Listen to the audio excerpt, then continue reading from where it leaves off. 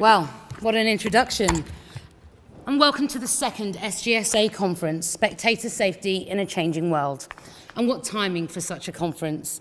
I'm delighted to be here today. I confess my knowledge of spectator safety was limited until the extensive briefing I've had from the SGSA in advance of today's event. I am, as Cameron said, however, passionate about sport, spectating and participating. My father was in the Merchant Navy, and his first experience of football in this country was when he docked in Liverpool. And from that day until now, I remain a lifelong Liverpool fan. So it was particularly poignant for me to be able to take him back to Anfield the day after my 33rd birthday, when Liverpool played Man City, the day we commemorated the 25th anniversary of the Hillsborough disaster, and we saw Liverpool take that 3-2 win in the season that really just nearly was. That spectator experience was also one of the most important days I've spent with my father, and I'm so grateful that we were able to do so safely. And that's thanks to your work. And I've also spent a bit of time on the pitch, to include a cheeky little run out at Highbury, but that was a while ago. I am thrilled to be in a room of such experts, and I'm looking forward to learning a lot more about what you guys do. The last 2 weeks have brought a renewed public focus on the important work that you do to make sure that our spectators are safe. The attention of the world has been focused on the verdicts from the Hillsborough inquests, and the Herculean efforts of the families and survivors of that disaster in seeking the truth of what happened 27 years ago. Coming together provides an important opportunity to reflect on the past, to focus on the work that you do, to think about the future, and to plan to ensure that all spectators can watch live sports safely. So a little bit of housekeeping before we go. You'll be pleased to know there are no fire drills planned for today, so if the alarm should sound, please evacuate the building. You'll be guided by the Emirates team. The toilets are at the back, through the registration area, and left and right along the corridor. That was a bit airline, wasn't it? Sorry about that. We'll be breaking at 11:35 this morning for 15 minutes, and lunch is planned for 12:40. For those of you that booked onto the stadium tour, it will leave immediately that we start lunch, but I promise there will be some food safe for you upon your return. The Wi-Fi code is on your table. And for all you stadium buffs out there, and I'm assuming we have one or two in the room, there are some pictures around the registration in this room for the Name the Stadium competition. So fill in the form on your table with the answers to what the stadiums are, and hand it in to any member of the SGSA team or over to the registration desk by the end of the afternoon break. And all correct entries will go into a prize draw. And what a prize! A piece of the Maracanã Stadium, site of many amazing matches, but most fondly in my heart, the site of the stadium where my favourite player of all time scored his greatest goal. That's right, I am proud to say I am the John Barnes fan that still exists. I'm really proud of it. It's on the back of my shirt still. You can also join the conversation online. Tweet using the Safer Together hashtag, and there'll be a prize for the best tweet as well. However, please do pop your phones onto silent whilst you do that. So with those formalities over, it's time to get on with the programme. Our first panel is on the topic of the challenges and priorities in the future of sports ground safety. Let's start by welcoming our panellists. Panellists, once I've introduced you all, if you could join me on the stage, and we'll go from there. So, from the Department for Culture, Media and Sport, Clare Pillman. From the Racecourse Association, Caroline Davies. Wendy Harnan-Kajzer from Nottingham County Council. Wendy is also chair of the Joint Chairs Committee. Steve Graham from West Midlands Police, and Julie Harrington from the Football Association. Please join me on the stage.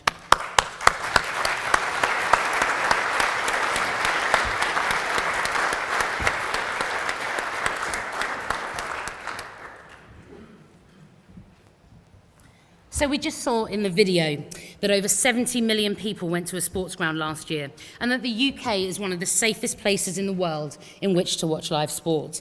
There have been no major disasters since the Hillsborough tragedies in 1989. So much has changed in those 27 years, but the message from the video was clear.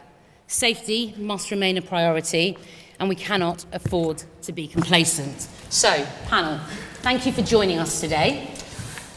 Before I go to some specific questions for each of you, I'd like to give each of you an opportunity for a few minutes just to share your thoughts on what you see as the current priorities for spectator safety and any of those future challenges that you foresee. So we'll start with Clare.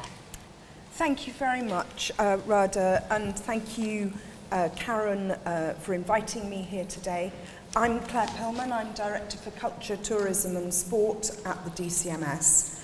And as both Karen and Rada have said, this feels a particularly poignant moment to be meeting as the sports ground safety community just 2 weeks after the results of the inquest into the Hillsborough tragedy.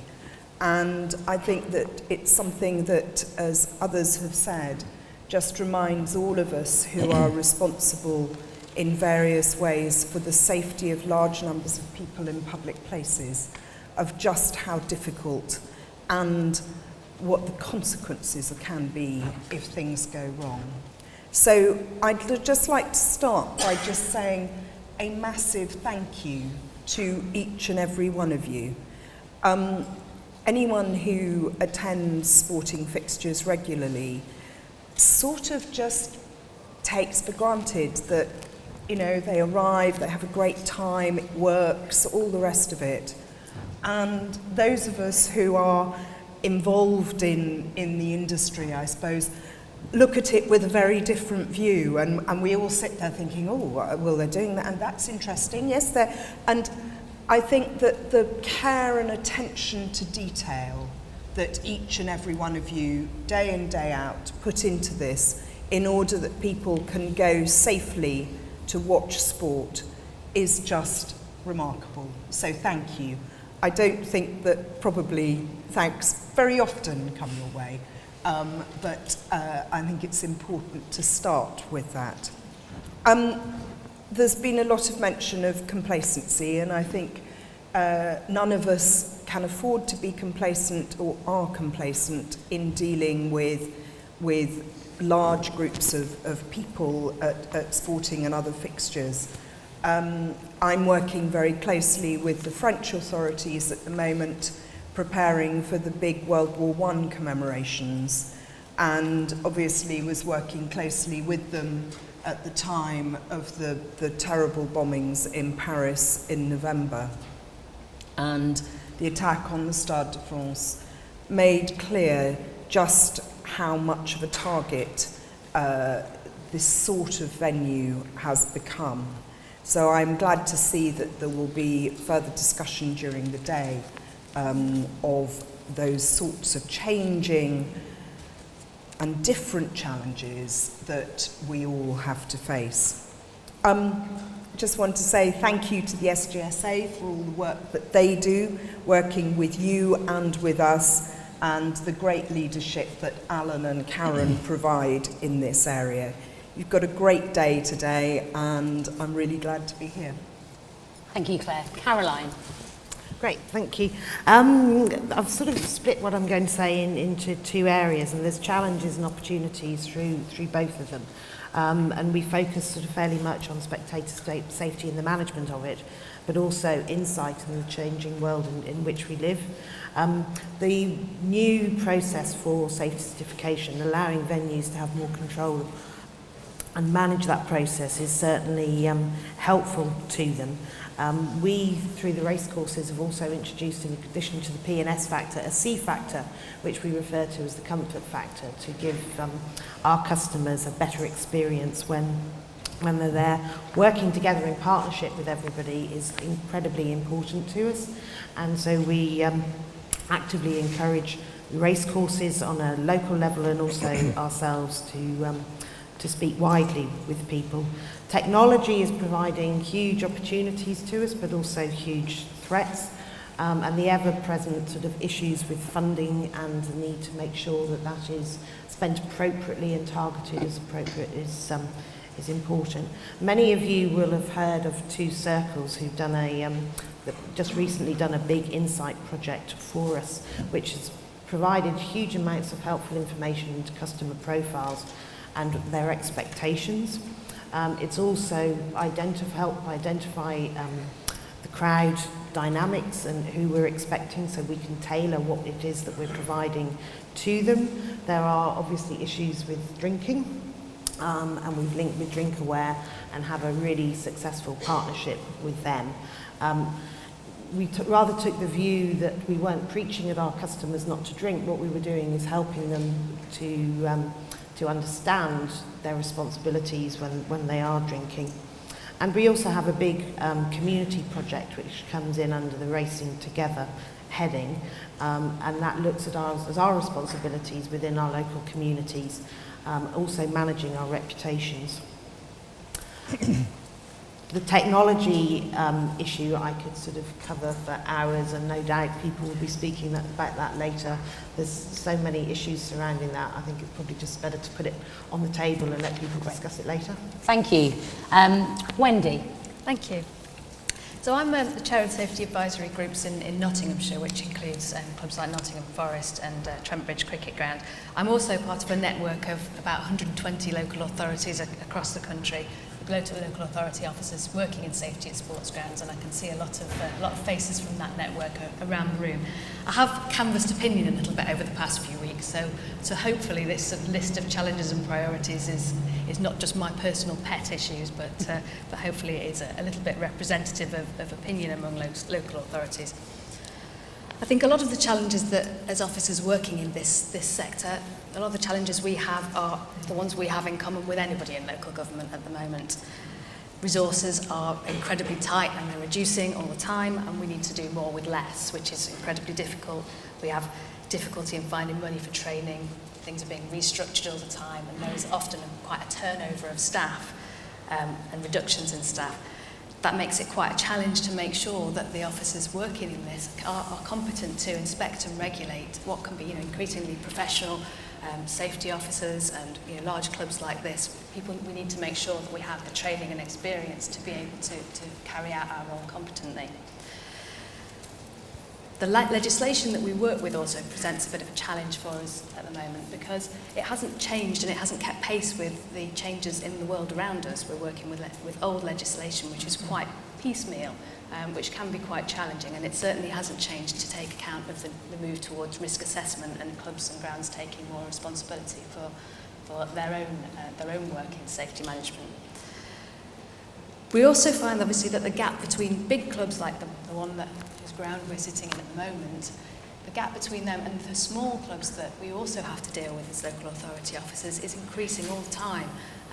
Some of the clubs that we deal with are run entirely by volunteers. They're tiny clubs, and yet we are applying the same legislation that we're applying to a huge ground like this. So we have to find a way through that, which is pragmatic. It still keeps the requirements of the legislation in place, but we have to take a pragmatic view, because they just don't always have the resources to do things in exactly the same way, and the requirements need to be proportionate to the risk. I think we also have an issue with making sure that we're considering safety and security together now. I think in the past we've perhaps thought security was a separate issue to the safety management issue, but these days it isn't, and I think they are linked more than they ever were, and we need to be very, very aware of that.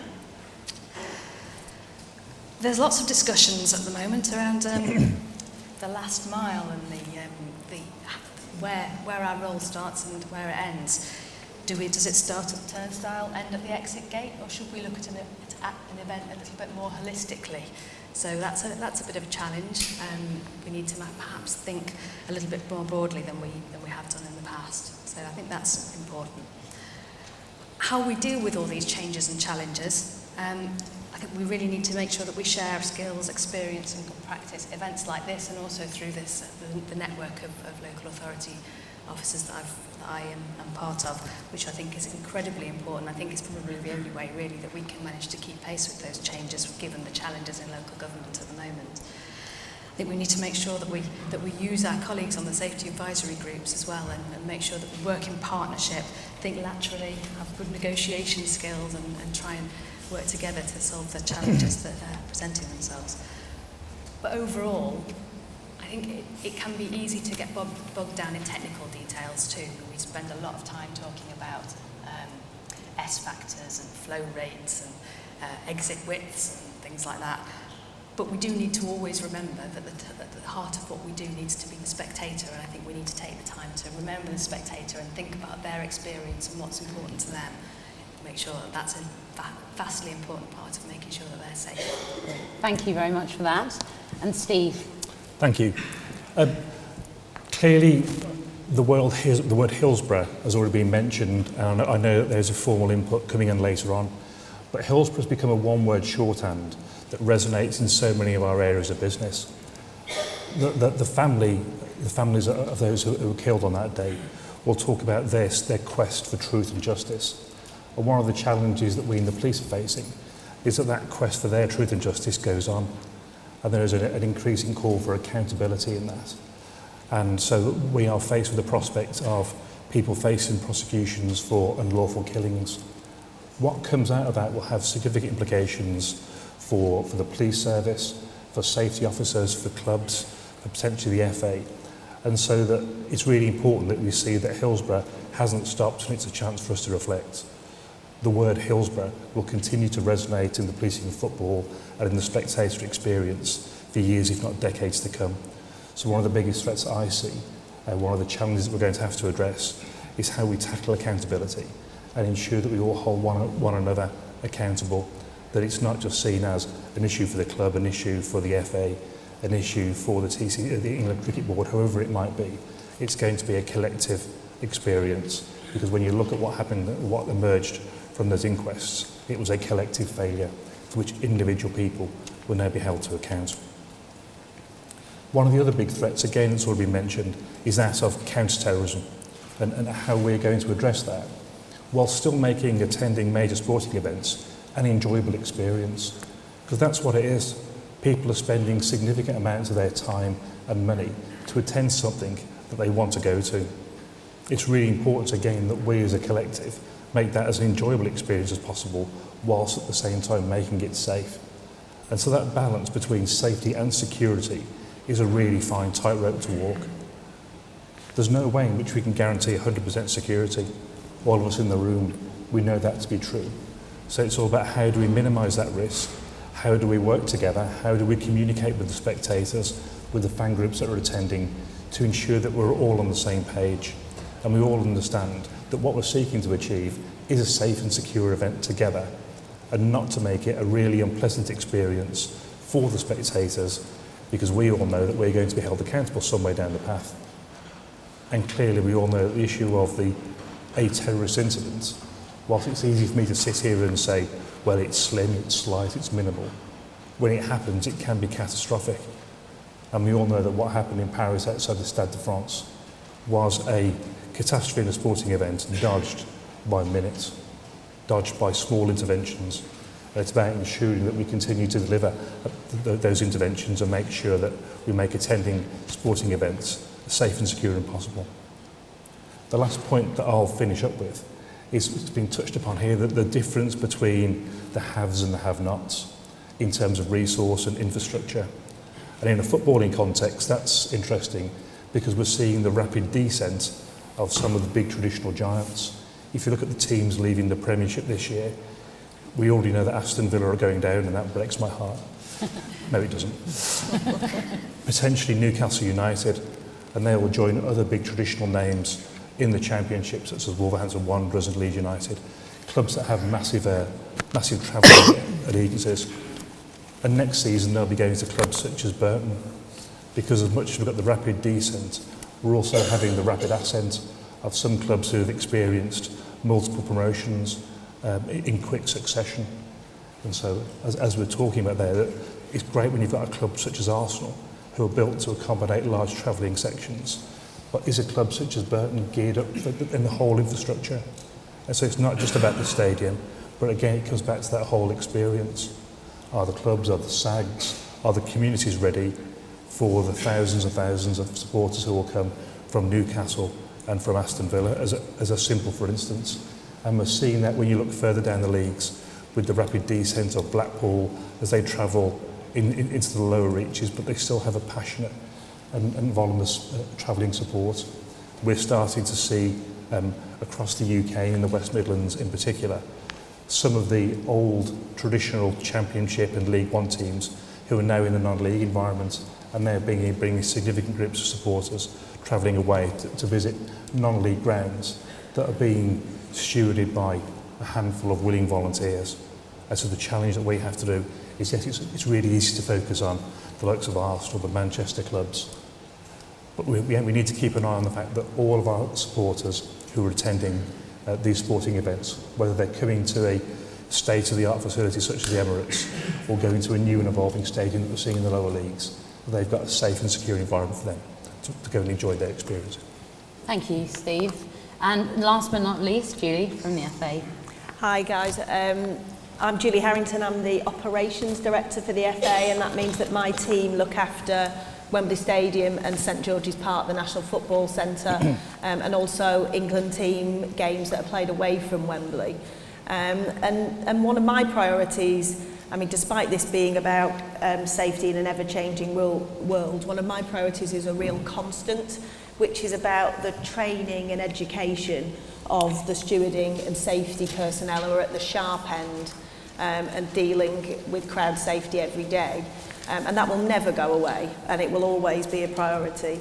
And I'm just going to try something here. Hands up if you've been involved in a serious safety incident at a sports ground. So I did the same with my Wembley supervisors, and out of a room of about 100 people, only 2 had. And to really have a team of confident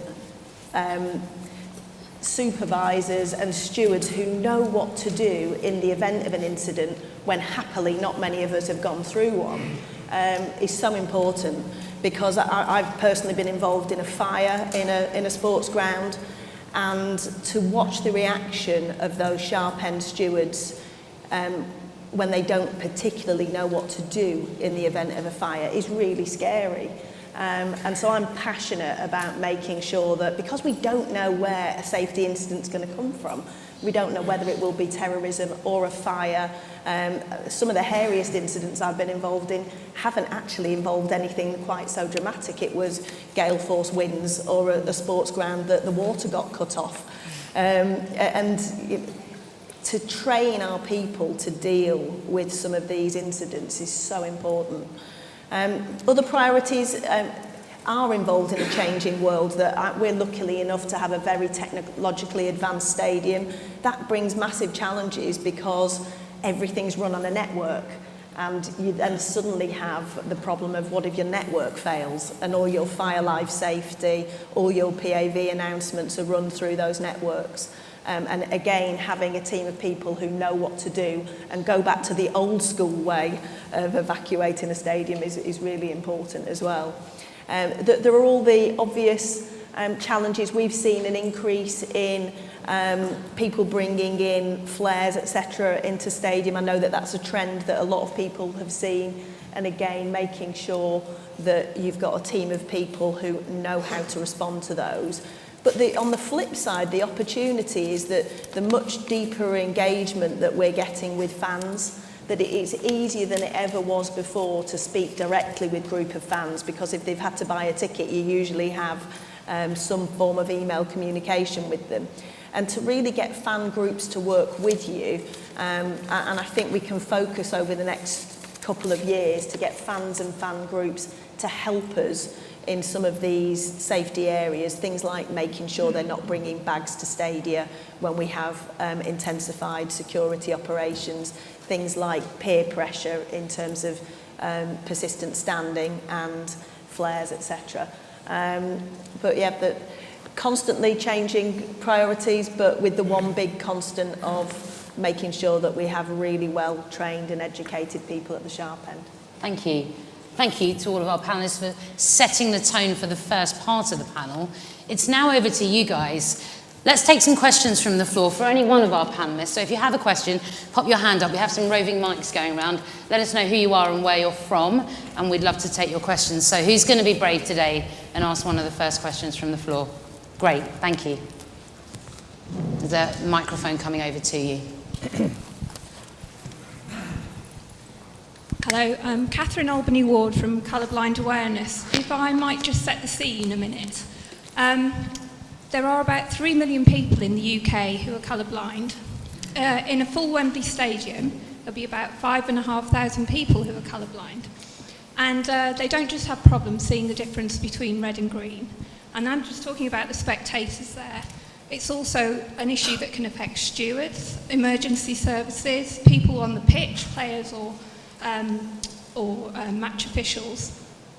But as an issue, it's been completely overlooked in society for eons. I know, having sent in some questions and comments to the Green Guide, that Sports Ground Safety Authority are now going to be looking at colour blindness, but I particularly wanted to raise the issue with everybody here who might not be aware of that yet.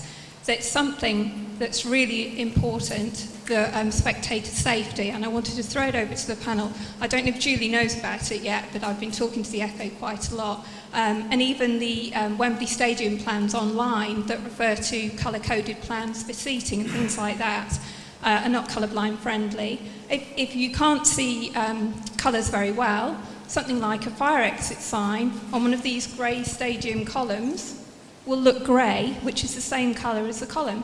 So even your fire exit signs are not showing people the way out in the way that you might think that they are. So I suppose it's a question to the panel. Do you accept that this is an important issue and it needs to be addressed if we're going to be able to say going forward that we are actually taking spectator safety seriously across the board, that now we need to get onto that? Thank you for your question. So, and I know we have a session on disability and accessibility later on, and I'm sure that will come up again there. But Julie, perhaps you might want to start on that one for us. Yeah, accessibility and ensuring that our stadia are accessible to all customer groups is obviously key. I think most people who have worked with a newly designed stadium will have a stadium that's been designed with the DDA Act in mind, so it's going to be compliant, but compliance is only the first step. And I should imagine, I don't know how colour blindness is addressed in the DDA or whether it's addressed at all.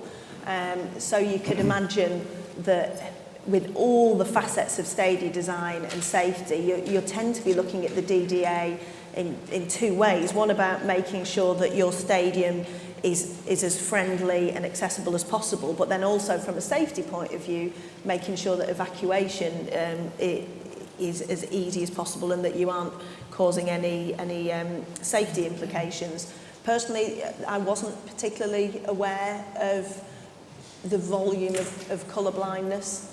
You can tell me at lunchtime. But yeah, would welcome, we're learning all the time. And as I said, first of all, it's about making sure that we're compliant. And then every year it's about trying to make sure that we're going one step further. Thank you.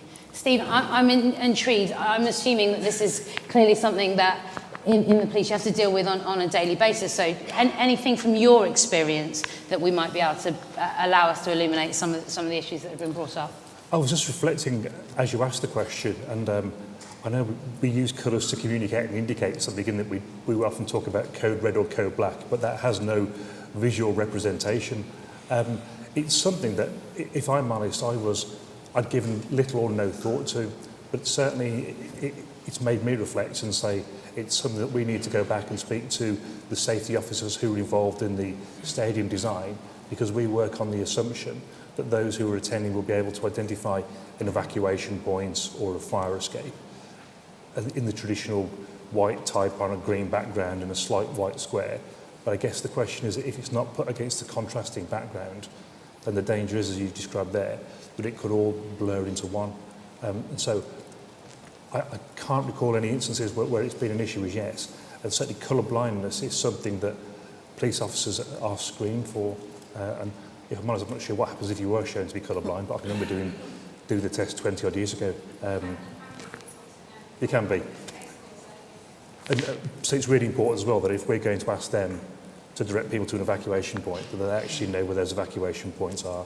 And again, it comes back to this issue I mentioned earlier on about accountability, that we are accountable. And so if we made a situation unsafe for 5% of the population, then we'd have to have something in place to say, actually, we'd cater to that, and to seek advice from the Colourblind Association.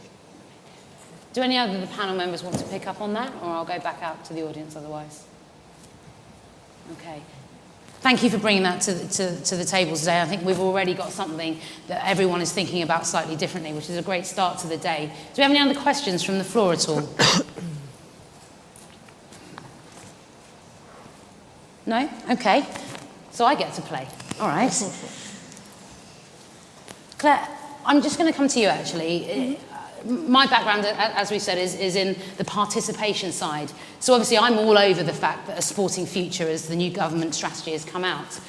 But I was delighted to see spectators included in this. So perhaps you can illuminate a little bit for everyone what that actually means in reality and with the inclusion of spectators in the new cross-departmental strategy.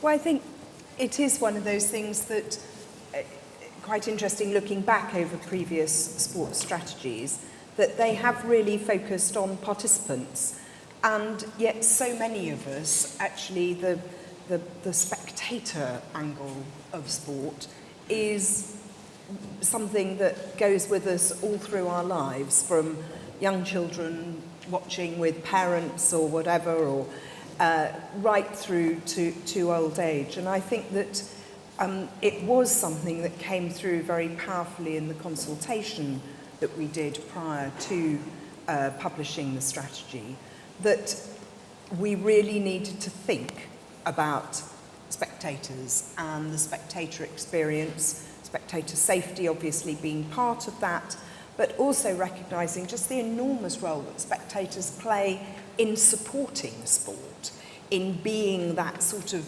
bedrock of support and engagement that fires people up, that fires kids to get involved and all the rest of it. So I think it was a recognition, to be honest, that in previous sports strategies we'd rather been looking at only part of the picture, and that in future government, local government and all sporting bodies perhaps should be thinking in a much more holistic way about sport, and that includes spectators. Great, thank you. So just picking up on that, and Caroline, thinking about horse racing as something that perhaps is quite the reverse of some of the other sports that we're talking about, is really firmly about those spectators and doesn't necessarily have a grassroots element to it. From your experience, what can some of the other sports learn from your spectator experience that you offered? I think everyone's picked up on the importance of remembering we're talking about an individual here who comes along to do something they enjoy. So what can we learn from the race courses? That's a leading question, if ever there was one.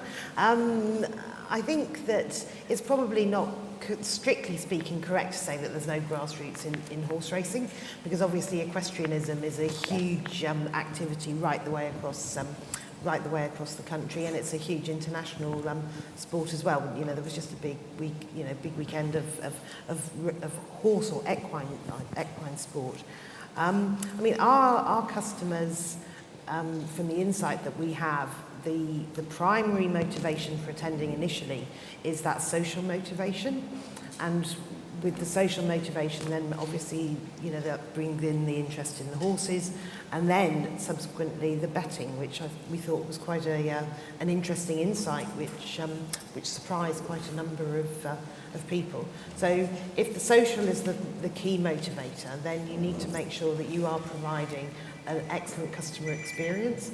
And so we've done a lot of work just recently through a Racing for Change project led by Great British Racing, looking at that whole customer experience and working with Visit England and Visit Scotland to mystery shop and benchmark our venues against other visitor attractions that that is competing for that leisure pound.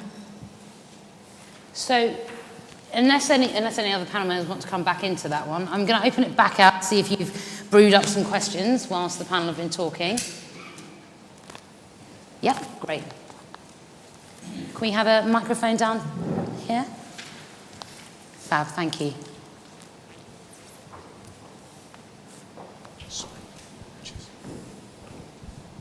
Thank you. Morning, my name's Sean Curry. I'm the Safety Officer at Wigan Athletic and also the Chair of the Rugby League Ground Safety Officers Association. I support the Together, Safely Together initiative, and to make sure that we are consistent across our sports grounds. But I do think that there's a lack of consistency in relation to legislation. And because at the DW Stadium we host both football and rugby, I suffer that lack of consistency week in and week out, in that I've got spectators that come to one event that are covered by legislation that makes it an offence for them to do certain things, whereas you get the rugby crowd in and it's completely different. So within the football world, it's quite good in that we have the football banning orders and everything else that can help me as a safety officer and to liaise with my colleagues across the country to make sure that those people that a risk to safety of spectators are banned from our stadiums, and we can do something about it. In relation to the rugby, we're then reliant upon the stadiums themselves taking their own banning procedures to keep people out of stadiums, and then we've got to pass on that information to our colleagues within the rugby world, and I'm sure it's the same with any other sporting venue. So it's that consistency element that I would ask, is anything being done about it to maybe take away what you consider to be discriminatory legislation that just targets football supporters and makes it consistent across sport. So instead of it being a Football Spectators Act, it's a Sporting Act, which means that anybody found guilty of committing an offence within any of those stadia can be dealt with by the law for breaches of them and things later on. So it's about that consistency of legislation across sport rather than just targeting one. Thank you for your question. Wendy, I think I'll come to you on that. You mentioned consistency when you shared your thoughts with us at the beginning. Anything you'd like to go back with? Yeah, I do completely agree. The legislation does make it very difficult to be consistent across the range of different sports and different sizes of grounds. I think most of us working in this area would love it if the government was able to devote a huge amount of time and energy to having a complete overhaul of the legislation and coming up with something that's simple and straightforward and bang up to date. Can't actually see it happening anytime soon, so we will dream about that one. So in the meantime, I think what we have to do is just try our best to share information. One of the purposes of the network of local authorities that I'm in is one of our sort of stated aims and objectives is to try and promote a consistent approach. So while we may have to treat different sports in different ways because of the legislative constraints, we can at least try and work together to try and make sure that we are at least all trying to apply the legislation in a more or less consistent way across the country. So sharing information, sharing good practice, sharing how we're approaching things, I think is the best way we can manage it, given the constraints of the legislation that we have to live with really at the moment. Shall I think in so many areas we work with legislation that grows up reactively over time, responding to particular situations. And I think nowhere is this perhaps truer than in the area of sports ground safety. I think it would be great if we could have a thorough overhaul and have a simple single piece of legislation. I've just got legislative time for a bill that I have sent up various submissions to ministers on, saying this has been urgent for the last 50 years. So I think we have to be realistic about our likelihood of getting legislative time for this. However, I think that there are often other bills that are going through that have opportunities where we can insert changes. So I know that you talk to my team about this regularly. I think it's something that it is always good to have on the stocks, ideas, thoughts about the way in which, even if you didn't end up with a great new all-singing, all-dancing single piece of legislation, where you can insert things into different bills that would make a difference. Thank you. I'm really sorry to say that is all we have time for this panel session. So first and foremost, thank you very much for the panel for bringing to life such an interesting discussion. So as the panel leave their stage, perhaps you could all show your appreciation.